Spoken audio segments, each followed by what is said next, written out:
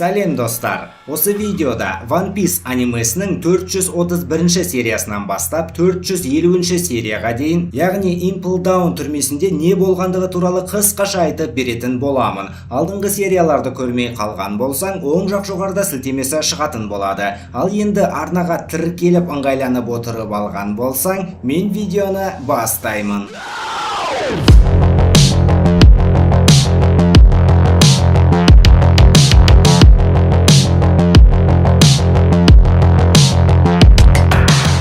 Impel Down түрмесіндегі 5-ші дәреженің күзетшілері карта ойнап отырады. Себебі олардың ойынша бұл түрме әлемдегі ең мықты түрме болғандықтан ешкім қашуға әрекет жасамайды. Адам тектес бұқа ерігіп Джинбейді сабап шығады. Луфи, Баги және Мистер 3-ші мантикорлардан қашуларын жалғастырады. Мистер 3-ші Луфидің керісінше түрмеге басып кіргенін естіп таң қалып қалады. Сонымен қатар Эйс оның ағасы екендігін және Луфи соны құтқаруға келгенін естіп бөлек кетпекші болады. Алайда дәрежелерге өтетін баспалдақ біреу екенін түсініп, сол жерге бірге барып, күзетшілердің назары Луфиға ауған сәтте қашып кетем деген шешім қабылдайды. Екінші дәреженің басты күзетшісі Сфинксті кездестіріп қалады. Сфинкс қорқынышты түрімен мантикорларды қорқытып жібереді де кездейсоқ бешпакеттерді айтып, Луфиларды қуа жөнеледі. Назары тек Луфиға ауған сәтте Баги мен Мистер 3-ші бірігіп алып, Луфидан бөлек кетеміз деген шешім қабылдайды. Сол уақытта Сфинкс Мистер 3-шіні нысанаға алады. Мистер 3-ші болса Востан клондар жасап, құбыжық нағыз Мистер 3-шіні іздеп жатып, абайсызда еденді жарып жіберіп, барлығы төменгі қабатқа құлап кетеді. Осы уақытта 5-ші дәрежедегі Джинбей мен Эйстің сөйлесіп отырғанынан, Эйс екеуі дос екендігі және Джинбей Белаусты сыйлайтындығы белгілі болады. Яғни балық адамдардың аралы арқылы көптеген пираттар өтетін болғандықтан, көптеген балық адамдар мен русалкалар солардан зардап шеккен. Алайда бір күні Белаус келіп, бұл арал өзінікі екендігін айтады да, балық адамдар аралы Белаустың қарамағына өткендіктен, содан бастап ешкім шабуыл жасамаған екен. Тоқетері Джинбей бұл соғыстың болғанын қаламайды, короче. Кенеттен көрші камерада біреу мысқылдап күледі де, байқайым, әлемде жаңалықтар көп сияқты ғой. Крокодайл жақында Белаустың өлуі мүмкін екендігін естіп, қатты қуанып кетеді. Бұл жаңалыққа 5-ші дәреженің басқа тұтқындары да қуанышты болады. В мире 10 серебряных призеров, которые проиграли Роджеру и Белаусу, и они мечтают отомстить. Екінші дәрежедегі сотталғандар күзетшілердің қалмағанын көреді де, капитан Багиға алғыс айтып, тезірек қаша бастайды. Теңіз дозорының бас штабынан баяндама түсіп, Луфидің басты мақсаты бауыры Эйсті құтқару екендігі жеткізіледі. Осы уақытта дозордың бас штабында Сенгоку Энис Лобидағы болған жағдайды және алдында ғана болған Тенни Рюбитаға қатысты болған жағдайды есіне түсіріп, Impel Down түрмесінен соңғы 20 жылдан бері ешкім қашып көрмегенін айтады. Impel Down'нан қаша алған жалғыз адам Золотой Лев Шике екен. В общем, бұл шудың бәріне Гарптың немересі кінәлі екендігіне ашулана бастайды. Гарп болса немересін мақтан тұтып отырады. Сенгоку Гарп теңіз дозорының батыры болғандықтан ғана түрмеге жаппағанын айтады. В общем, екеуінің сөйлескеніне қарап, баяғыдан бері дос екендерін байқаймыз. Луфилар 3-ші дәрежедегі өте ыстық аймаққа құлап түседі. Сфинкс есінен танып қалады, ал бұл жердің ыстығы Мистер 3-шінің қабілетіне өте қолайсыз. Салқын жер іздеп ұзақ жүреді де пісіп кеткен бір құсты тауып алады. Сөйтсек, бұл 2-ші дәрежедегі хайуандардың біреуі екен. Ол осы жердің ыстығына шыдай алмай пісіп кеткен ғой, короче. Әрмен сотталғандардың отыратын камераларына жетеді де, маңайды зерттеп, бұл жерде ыстықпен қоса азық жоқ екендігін көреді. Impel Down түрмесінің 3-ші дәрежесі ашаршылық тозағы.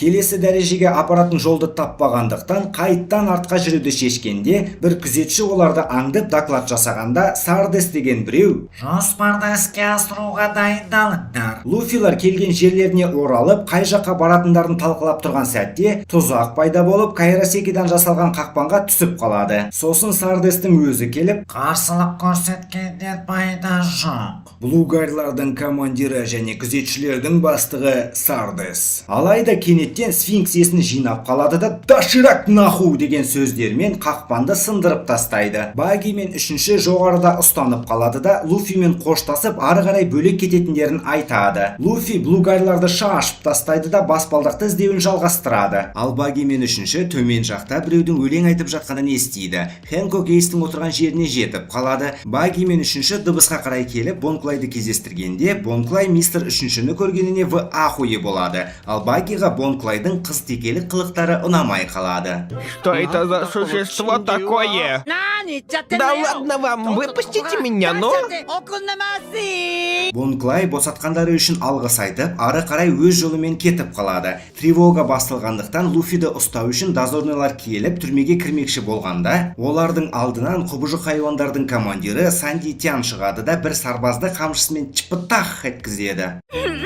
Я так возбуждаюсь, когда слышу крики. В общем, мәселені өздері шешетіндерін түсіндіріп, оған қоса бұл жерден шығу мүмкін емес болатындай көпірді көтеріп тастайтындарын айтады. Ганнибал Эйс пен Джимбей отырған камераның алдында императрица Хэнкокты таныстырады. Сотталғандардың сілекейлері ағып, Хэнкокты өздеріне шақыра бастайды да артық кетіп Магелланды балағаттай бастайды. Магеллан болса нихуа себе деп улы гидраларымен сотталғандардың жазаларын беріп жатқан уақытта Хэнкок Эйсқа бірдемелер айта бастайды. Сотталғандар тынышталады, ал Хэнкок уже сөзін аяқтапты. Луфиді видеокамера арқылы тауып алып, кайросекиден жасалған сеткамен ұстамақшы болғанда, Луфи өткізіп жібереді. Алайда Сфинкстің қолына түсіп қалады. Соңғы сәтте Зоро пайда болады да бір теуіп Сфинксті чаттан шығарып жібереді. Кенеттен бұл Зоро емес Бонклай екен. Кішкене Бонклаймен танысқандары туралы және оның Луфи үшін өз-өзін құрбанға шалғаны туралы флешбектер.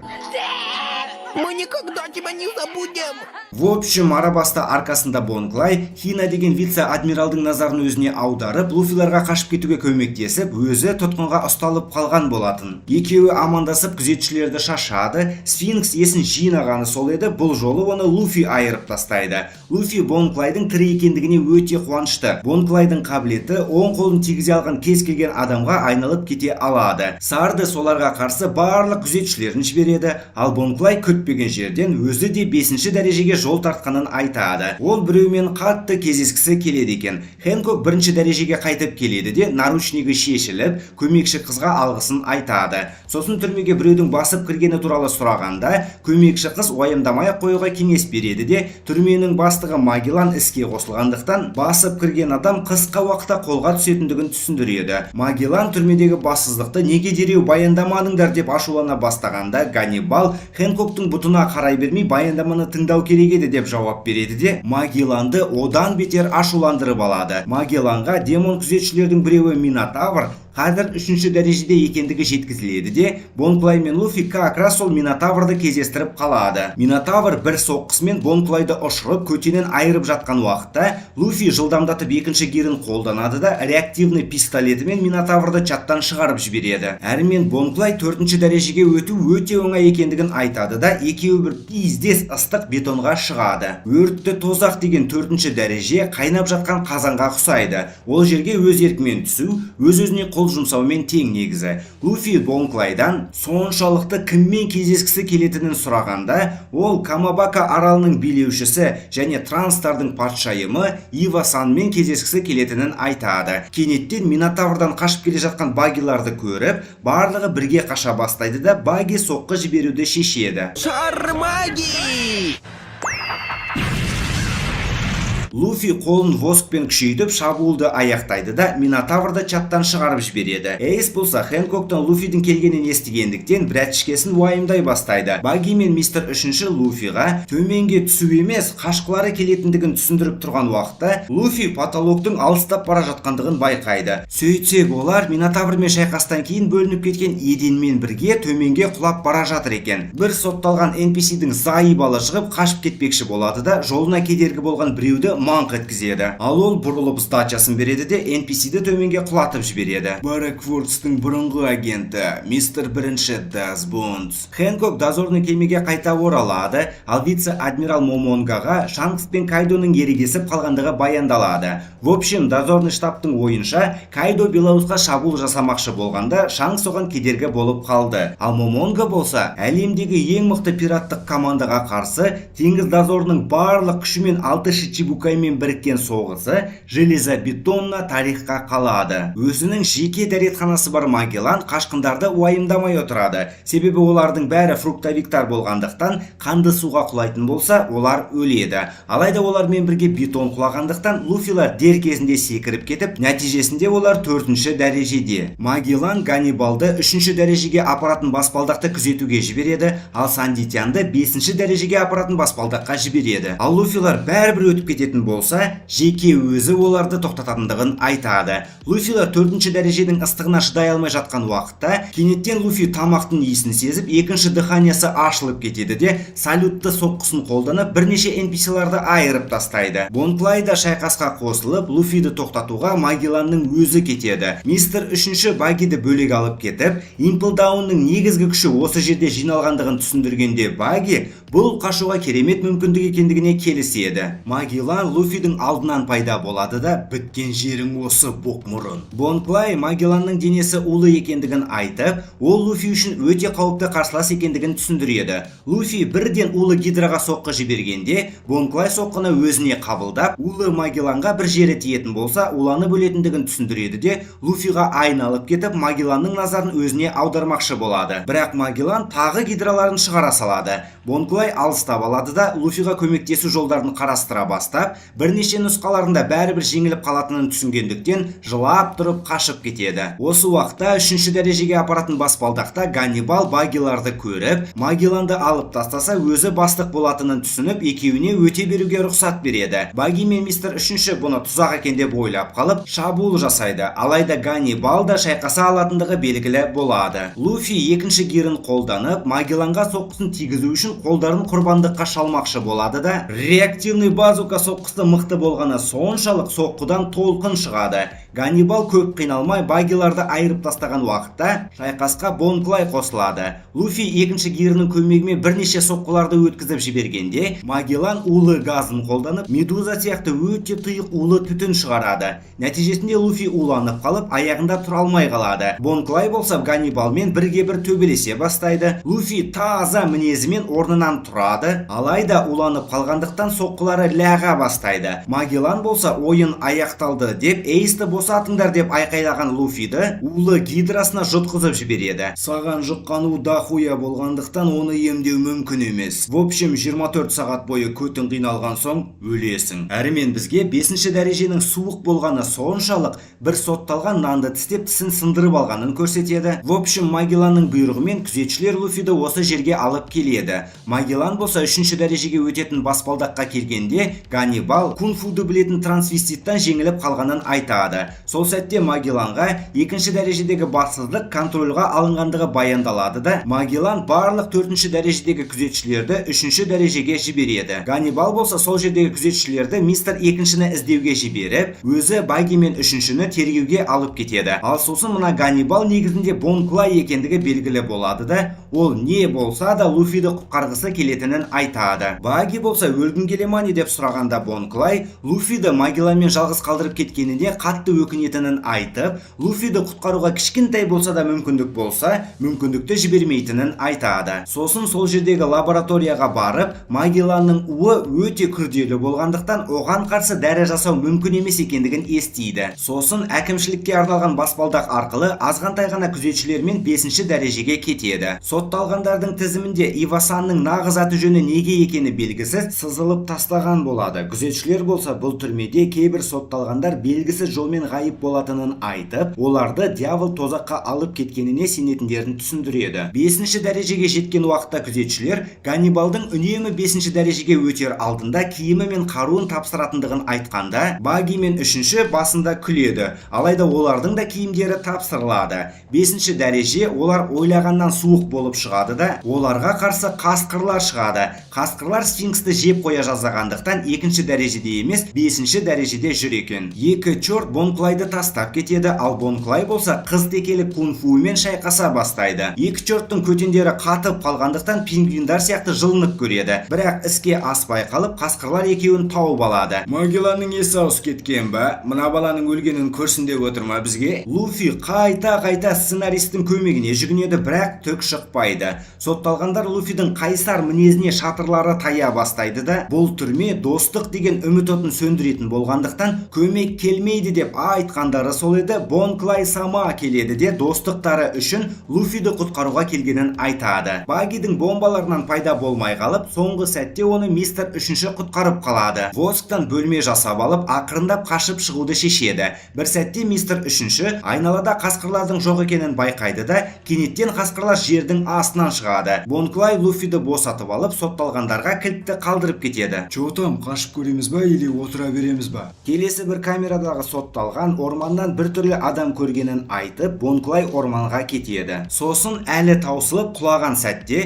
қасқырлардың шабуылына тап болып талана бастайды. Алайда Луфи соңғы күшін қолданып бір қасқырды тістеп алады да: Да как вы посмели напасть на Бонтяна? Оставьте Бонтяна в покое!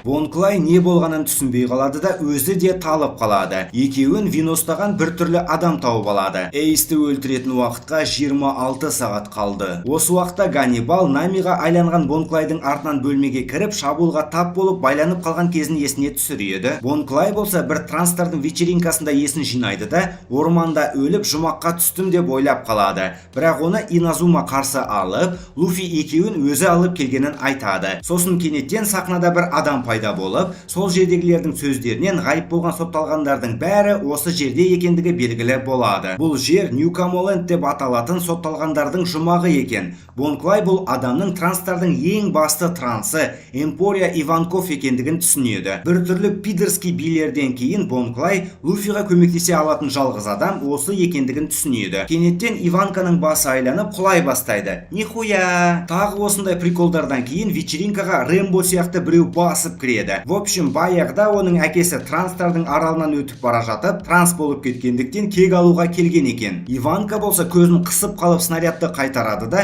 мужикқа қыздардың гормонын салып, Рэмбо Смақты қызға айландырып жібереді. Рэмбо Смак болса ұялып қашып кетеді. В общем, бұл жердегі мужиктардың бәрі бұрын қыз болған, ал қыздардың бәрі мужик болған екен. Бонклай бірден Луфиға көмек сұрайды, ал Иванко бәріне көмектесе бермейтінін айтады. Луфи өзі өлім аузында жатса да, Бонклайдың өмірін сақтауларын өтінгендіктен Иванко екеуін де құтқаруды шешкен екен. Багилар Ходунокпен қасқырлардан қашуларын жалғастырады. Бұдан бұрын Иванко Луфидің тірі қалу мүмкіндігі 0% екенін анықтаған екен. Алайда Иванко қабілетімен мүмкіндікті 2-3%-ға көтере алады. В общем, бәрібір Луфидің өмірі 10 жылға қысқаратын болғандықтан емдеу гормонымен Луфидің иммунитетін күшейтіп жібереді. В общем, Луфи 10 сағаттан бері қиналып жатыр екен. Бонклай сығалап көреді де досына жаны ашып, Иванкодан қалай болса да көмектесуін өтінеді. Мен саған сиқыршы емеспін ғой, жолы болса тірі қалады да. Луфи Эйспен бірге өткізген уақыттарды есіне алып, күресуін жалғастырады. Иванко Бонклайға бұл жерде барлық камераларды көре алатындарын айтып, қызығушылықпен оларды бақылағандарын айтады. Оған қоса газет оқып, әлемдегі барлық жаңалықтарды білетіндерін қосады. В общем, олар 5,5 дәрежеде екен. Сосын бәрі бірнеше жыл бұрынғыдай болғанда, Луфи екеуі бұл жерге жетулері мүмкін болмаушы еді дейді. Себебі ол кезде түрменің бастығы Тоширион болған. Бірақ ол қуа бастап, семсерімен сотталғандарды өлтіре бергендіктен Магеллан оның өзін қамап тастаған екен. Кенеттен еще 6 дәреже бар екендігі белгілі болып, ол жерде Тоширионнан басқа неше түрлі қылмыскерлер отыр екен. В общем, 6 дәрежеде қылмыстары құпия боп есептелетін қылмыскерлер отыр. Шичибукай Джимбей, Эйс және Крокодайл да сол дәрежеде. Луфи әлі 2 күн қиналып, тағы 2 күн емделуі керек. Бірақ негізі тірі қалуы 2 талай. Бонклай досын жігерлендіруді шешеді де, Луфи жатқан бөлменің алдында 12 сағат бойы күрес деп айқайлап тұрады. Транстар Бонклайды көріп қайтуға келеді де, Бонтянға тәнті болып қалады. Борис Мугичан! Борис! Барлығы Луфиға қолдау көрсете бастайды. Ілініп тұрған Ганнибалды күзетшілер тауып алады. Магеллан Луфидің ғайып болып кеткендігін естиді. Джимбей Эйсқа Хэнкоктың өтірік айтқанын алға тартып, уайымдамауға кеңес бергенде, Эйс кішкене ашуланып, Джимбейға Луфидің шынымен де солай істеуі әбден мүмкін екендігін түсіндіреді. Луфи жатқан жерден қан ағады да, сосын жарты сағат бойы тамақ опырады. Ал Иванко тіпті бір күнде өтпегендіктен в ахуе болып қалады. Луфи осы жердің бірнеше күнге арналған тамағын опырып алады да любой шайқасқа сақадай сай болады. Бонклай тоқтамай қолдау көрсеткен соң демалуға кетеді. Иванко болса Луфидің әкесі Драгон екендігін естіп в ахуе болып қалады. Сөйтсек, Иванко Драгон бастаған революционерлер әскерінің командирлерінің біреуі екен. Бұл жаңалық олардың жоспарын 360 градусқа өзгертіп жіберіп, дәл қазір Луфиға көмектесеміз деген шешім қабылдайды. Ойланып тұрып, дозорныйлар Эйсті өлтірмекші болса, ал Эйс Луфидің братаны болса, бұл дегенің Эйсті Драгонның ұлы деген сөз ғой деген ойға тоқталып, Луфиға туысқандары туралы ақпаратты ешкімге айтпауын ескертеді де, маңызды шешімдердің бәрі аяқ астынан қабылданатынын айтады. Луфи күт мені Эйс деп айқайлағаны сол еді, әлі таусылып құлап қалады. Иванко болса оған гормонымен көмектесіп адреналин енгізіп жіберген соң, Луфидің енді энергиясы бір тәулікке жетеді. Чорттар 5-ші дәрежеден құтылып, ары қарай қашуларын жалғастырады. Эйсті алып кететін дозорный конвой келіп жетеді. Иванко көз қысу техникасымен қасқырларды айырып өтеді, ал Иназума есікті ашып алады. Күзетшілер тревога көтереді, ал Ганнибал кенеттен серьезный болып кетіп, тұзақтарды іске қосуды бұйырады. Магеллан болса осы уақытта Эйсқа келеді. Эйсті өлтіруге қалған уақыт 6 сағат. Луфи 6-шы дәрежеге түсіп келе жатып, рикошет техникасын қолданады да барлық күзетшілерді айырып тастап, 6-шы дәреженің кішкентай емес екендігін көреді. Иванко бір күзетшіден Эйстің қайда отырғанын сұрайды. Ал ол айтудан бас тартқандықтан Иванко оны қызға айландырып жібереді де, сен өзіңді енді таптың деп бұдан бұлай транс екендігін айтады. Ах, это невероятно!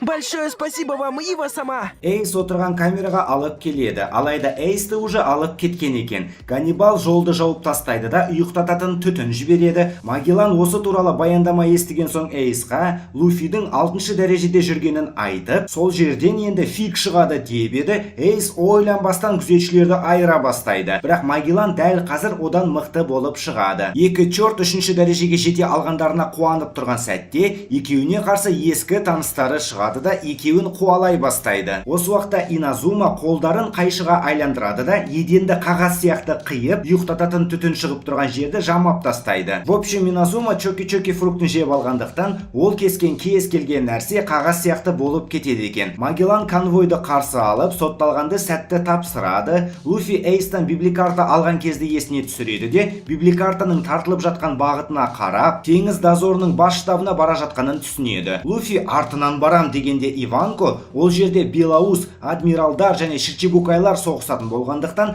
бара сала өлетінін ескертеді. Если я сдамся сейчас, то никогда себе этого не прощу! Я уже видел это выражение лица раньше! Он выглядит точь-в-точь как Драгон!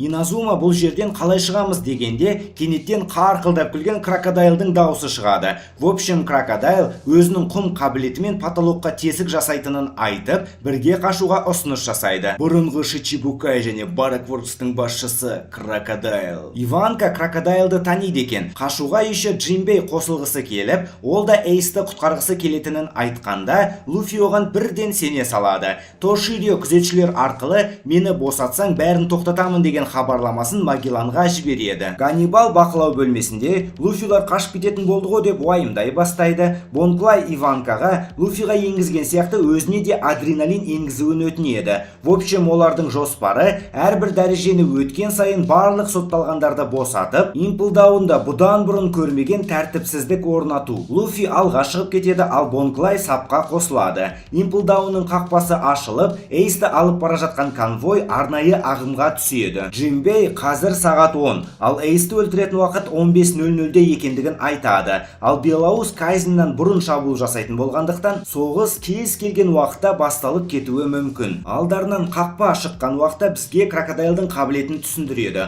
Ол оң қолымен кез келген нәрсенің дымқылын сорып ала алады. В общем, қақпаны сындырып өтіп, крокодайл құмды семсер қолданады. Луфи резеңкелі жаңбыр, ал Джимбей рыба карате, бірақ оның соққысы примерно 5 секундтан кейін ұшырады. болады. Чорттар осы уақытта мантикорлардан тығылып отырады, ал крокодайл орта жолда мистер біріншіні ала кетуді шешеді. Сіз сұрап отырсаңыз, әрине сізбен барамын. Блугайлардың бәрі Луфиді тоқтату үшін 4-ші дәрежеге шақыртылады. Мистер 3-ші Баги екеуінің неден өткендерін есіне түсіріп жылап алады. 5-ші дәрежедегі аш қасқырлардан бастап 2-ші дәрежедегі тупой мантикорларға дейін өтіп, бостандықтарына кішкене ғана қалғандықтан мүмкіндіктерін арттыру үшін барынша көп сотталғандарды босатады. Иванка басты үлкейтетін гормонын егіп алып, барлығы қашуды жалғастырады. Эйсті алып келе жатқан вице-адмирал Эйсқа жақында өлетін болғандықтан соңғы рет аспанға қарап қалуға кеңес береді де конвой Маринфордқа жетеді. Дозордың бас штабында Шичибукайдың біреуі Черная Бороданың кетіп қалғандығы және бұйрықсыз жүзіп кеткен дозорный кеме Имплдаунға барып тоқтағаны баяндалады. Осы уақытта Черная Борода командасымен Имплдаунға келеді де түнек қабілетінің көмегімен қақпаны айырып тастайды. Күзетшілер не болып жатқанын түсінбей тұрғанда, Я же на стороне правительства. алайда Черная Бородамен келген барлық кемедегі сарбаздар уже жоқ екен. Ганнибал не істерін білмей қалады, себебі төмен жақта Луфилар келе жатыр. 2-ші дәрежеде Баги мен мистер 3-ші, оған қоса кіреберісте Шичибукай Черная Борода. Кенеттен Магеллан звондайды да 2-ші дәрежені тынышталдырып, кіреберісті умен жамап тастағанын айтады. Бұған Багидің шатыры таяды, бірақ ештеме істей алмайды. Магеллан жағдайларға байланысты Тоширионы босатуды шешеді де Ганнибалға өзі келгенше Луфиларды 4-ші дәрежеде ұстауын бұйырады. Ал Ганнибалдың бастығына деген сыйластығы артып кетеді. Иназума мен Луфи баспалдақты тауып алады, ал 6-ші дәрежеде бір сотталған босатылады. Имплдаунның бұрынғы бастығы Доширио Магелланмен сөйлесіп, тапсырмасы Шичибукай Черная Бороданы тоқтату екендігін естиді. Күзетшілер семсерін әкеп бергенде, Ширио күзетшілерді өлтіріп тастап, оларды өлтіруге құқығы бар екендігін айтады. Демонический 3 күзетші хайуан сотталғандарды айыра бастайды, бірақ Луфи, Крокодайл және Джимбей бір соққыларымен үшеуін чаттан шығарып жібереді. 2-ші дәрежеде клоун Баги есіктегі удан қалай құтылатынын түсінбей тұрады. Мистер 3-шінің көмегімен бірдеме істемекші болып, түк пайда болмағандықтан, амалсыз есіктің алдына келіп, боқтық сөздерімен Магелланды балағаттай бастайды. Сотталғандар болса, Баги уды улы тілімен сындырып жатыр деп ойлап қалады. 1-ші дәрежеде Ширион жалғыз өзі Черная Бородаға қарсы шығады. Маршал де Тич болса қарқылдап күліп, бірден оны командасына шақырады. Магеллан Ширионың Черная Бороданы хотя бы тоқтата тұратынына сенімді болады.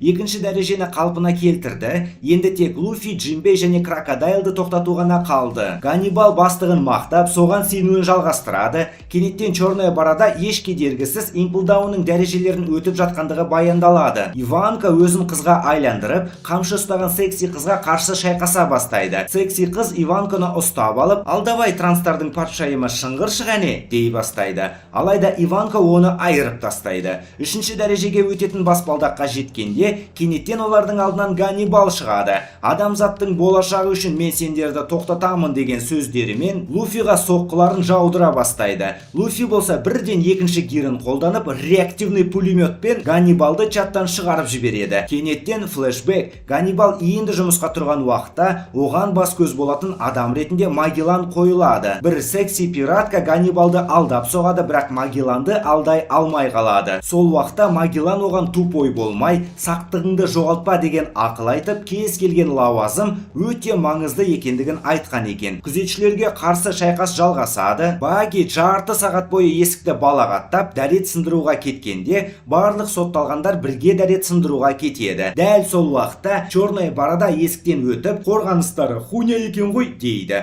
Баги мен сотталғандар қайтып келіп, Багидің балағаттары іске асты екен деп ойлап қалады. Я, менің жоспарым іске асты.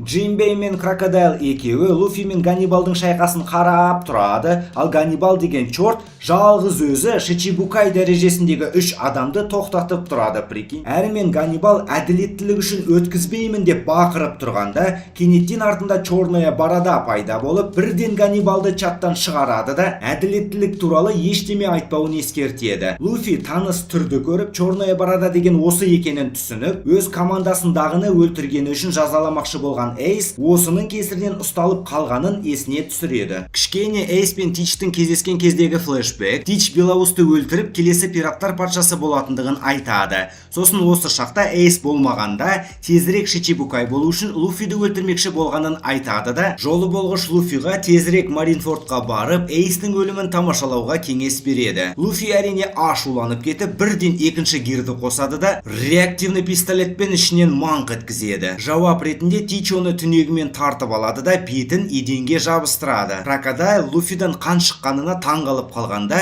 Тич сондай себептермен Эйсті да жеңгенін түсіндіреді. Короче, Тичтің түнек қабілеті басқа фруктардың күшін басып тастайды. Луфи қайттан тұрып шабуылға шықпақшы болғанда, оны Джинбей тоқтатып, қазір ең маңыздысы Эйсті құтқару екендігін түсіндіреді. Бәріне похуй болып тұрғанда, Крокодайл ғана бір гәпті сезіп, Черная Барада Шичибукай бола тұра, қазір Маринфордта емес, мында неғып жүр дегенде, Тич бұның бәрі нихуевы жоспары екендігін айтады. Бірақ Крокодайл сосын похуй дейді. Иванка қамшы ұстаған қызға өзін әлсіз көрсетіп прикол ұстайды. Кенеттен артта келе жатқан сотталғандар Магелланның осы жерде екендігін айтқанда, алдарынан демонический күзетші Минотавр шығады. Бонклай бұны айырып тастадық емес пе дегенде Крокодайл олардың бәрінде Зоан фрукты оянғандығын түсіндіреді. Осы уақытта Ширион байланыс ұстайтын күзетшілерді айыра бастайды. Үшінші мен Баги бірінші дәрежеге жеткендеріне қуанышты. Луфи Тичқа келесі кездескенде өлтіріп тастауға уәде береді. Тич болса Луфиға сәттілік тілеп,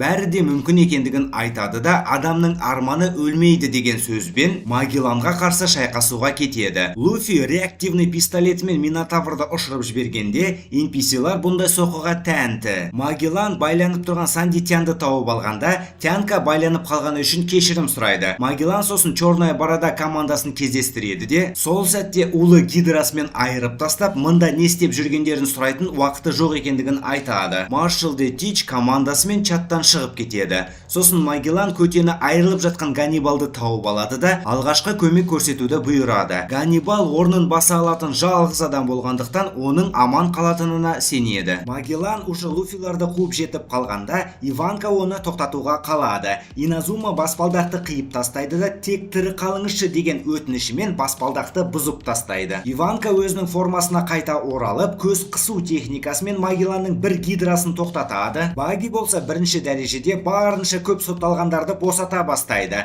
Сандитян босатылған соң, демонический күзетшілерін сабап тұрып сотталғандардың артынан жібереді. Иванка неше түрлі қулықтарымен Магелланға қарсы шайқаспақшы болады. Алайда ол алданбағандықтан ең мықты соққысын жібереді. Иназума Иванканы тосып тұрғанда, оның орнына Магеллан келеді. Иванканың Магелланнан жеңіліп қалғанын Иназума да түсініп, ол да барынша Магелланды ұстай тұрмақшы болады. Баги сотталғандармен бірге демонический күзетші хайуандардан қашып бара жатып, Крокодайлды кездестіріп қалады. Ал сырт жақта біреулер оп-оңай динамический хайуандарды уже айырып тастаған екен. Бонклай Багиларды тастап кеткендері үшін жазалай бастайды. Сол уақытта оларды Магеллан қуып жетіп соққы жіберген соңғы сәтте, Луфиді мистер үшінші қабілетімен құтқарып қалады. Луфи бірден жоспар құрады да, мистер үшінші Луфидің қол аяғына воск жалғап, Магелланға денесін тигізбей соққы жіберуге дайын болып шабуылға шығады. Мистер бірінші тіпті Магелланды жеңгеннің өзінде сыртта 10 әскери кеме тұрғанын айтады. Тіпті бір кемені тартып алса да, қалған кемелер оларды жібермейді. Баги басты қақпаға жетіп, барлығына дайын болыңдар дейді де, ұзақ уақыттан бері алғашқы рет аспанды көреді. Алайда оларды мега тосын сый тосып тұрады. Магеллан алдын ала кемелерге жүзіп кетуді бұйырған екен. NPC-лардың уже үміттері үзіле бастағанда, Джинбей кемелер көрініп тұрғандықтан уайымдаудың қажеті жоқ екендігін айтады. Сосын үлкен қақпаны жұлып алып, өзіне бір кемені тартып алуға көмектесетін бірнеше мықты адамдар керек екендігін айтады. Яғни ол балық адам болғандықтан кемені қуып жете алады. Нәтижесінде Джинбеймен бірге Крокодайл, мистер бірінші және неге екені белгісіз Баги кетеді. Сөйтсек ол мықты адамдардың қасында болуды шешкен екен. Джинбей снарядтарды өткізіп жіберіп қақпасынан алыстайды да, балық каратесінің көмегімен қақпаны кездейсоқ бір кеменің үстіне ұшырып жібереді. Магеллан уже қатты ашуланып кетіп, уының ультра про максын қолданғанда, у тіпті воскты да балқыта бастайды. Магеллан барлық күшін толығымен қолданғанда, барлығы қаша бастап бірнеше NPC-лар өмірлерімен қоштасады. Крокодайлдар кемені басып алуларын жалғастырады. Иванка белгісіз жолмен қимылдай алады да көзді қысу техникасымен потолокты жарып, Луфилар жүрген жерден бір-ақ шығады. Кеме сәтті тартып алынып, Баги жеңісті тойлай бастайды. Луфи Денден Муши арқылы мына жерде құбыжық жүргенін айтқанда,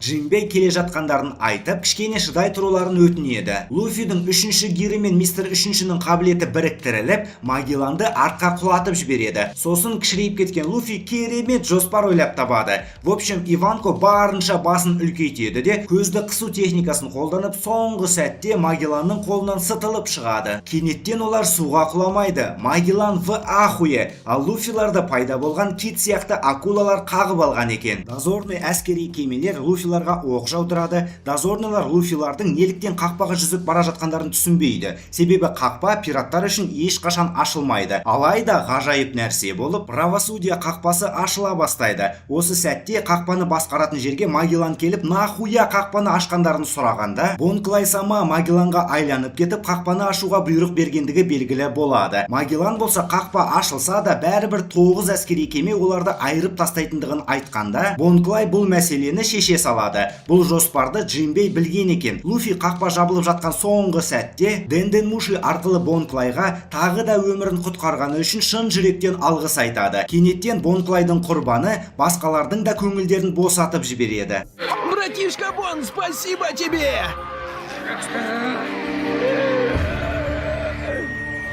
Спаси своего брата любой ценой!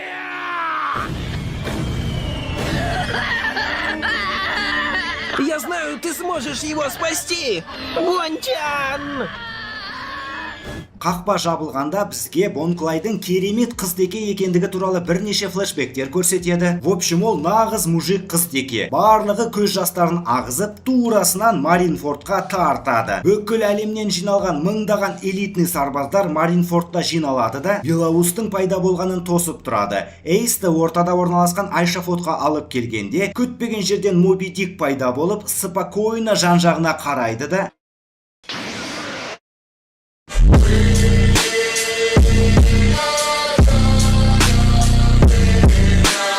В общем, 450 серия аяқталады. Видеоны соңына дейін көрген жандарға миллиондаған алғысымды білдіремін. Келесі серияларды жіберіп алмау үшін арнаға тіркеліп алуға өтініп тұрып кеңес беремін. Лайк көп болса, видео жылдам шығады. Әрі мен әдеттегідей келесі видеода кездескенше күн жақсы.